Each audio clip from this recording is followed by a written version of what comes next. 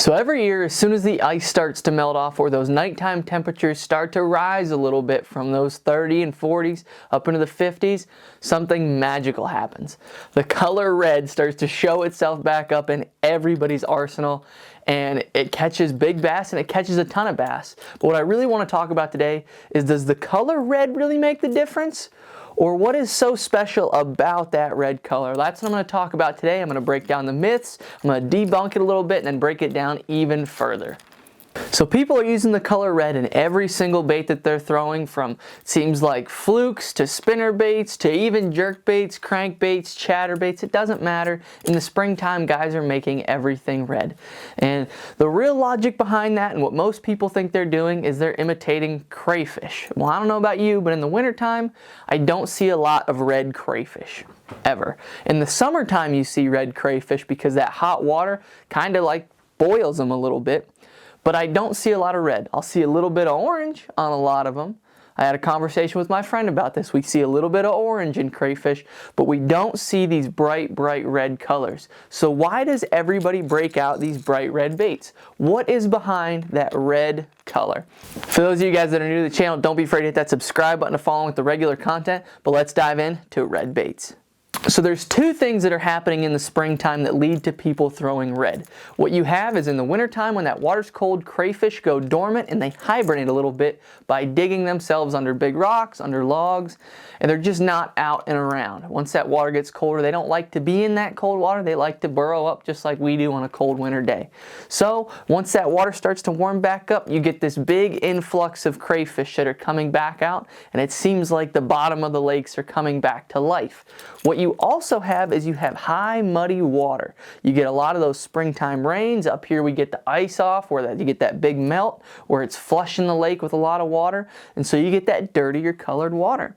And that is the main reason that I believe people throw a lot of red, or that red really works in the springtime, because that red stands out. It's almost like throwing a chartreuse in black or a chartreuse in blue, something that stands out that those fish can see.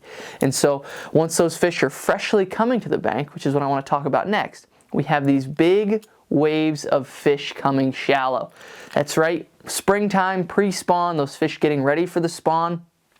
You get all of these big fish, these big waves of fish coming shallow. And what I really want to talk about is, these fish haven't seen chatterbaits or crankbaits in a very long time. Especially up around me, when you have the ice on the lakes, they don't see hardly anything. And so you get these big fish that are in essence pretty dumb. And that's why people love the pre-spawn. You can throw these loud baits that these fish haven't seen in a really long time.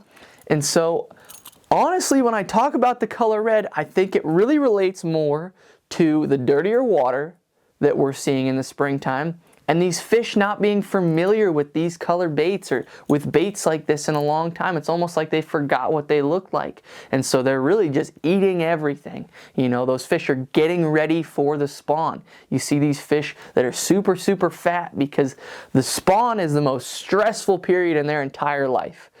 They get all kinds of pressure from us as anglers. The males have to guard beds, and it seems like there's just so much stress where they're really not eating, and so they have to feed up. And so that big influx of crayfish, you get that warmer water where they've been cold, now they're starting to warm back up, and the fact that they haven't seen a lot of baits makes it the perfect storm for those fish to want to eat everything. And I think that is why the color red really plays ball. I don't think it's necessarily the color red.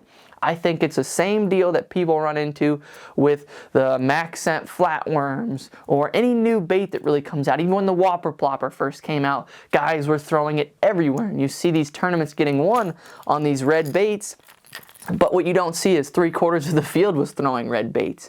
And so I think that's the real reason that red does such a good job at catching these big fish, because it stands out and you have so many different people throwing it.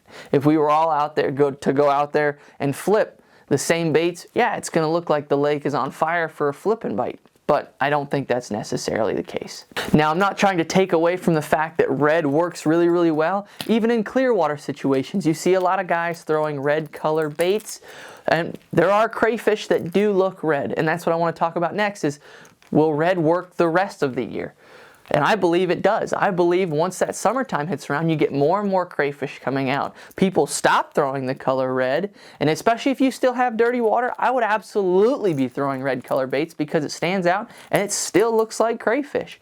But I don't think it's as big of a player as people talk about. But it is a staple in my box, no less. I break it out when the springtime comes around. I don't throw it as much as other people. I really only throw it when that water becomes dirty, and only in certain situations. And oftentimes what I find myself doing is if I'm in a tournament situation, most guys are throwing red, especially if I'm on a lake in Alabama or Tennessee. I stay away from the color red because those fish are seeing it so often.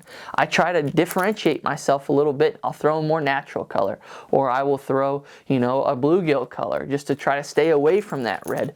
But it will catch fish, and it will catch a bunch of fish, and I believe it catches fish throughout the year, not just in the springtime. So if you get that dirty water, or you have a lot of crayfish in your lake, especially if your lakes get really, really hot, I don't shy away from throwing a red color bait, especially that boiled crawfish color. I think it's a player all year round, not just in the springtime. But that's my thoughts on it. I'd love to hear what you guys have to say about it. Don't be afraid to throw that down in the comments below. But as always, guys, God bless. Thank you so much for watching, and I'll see you guys in the next video.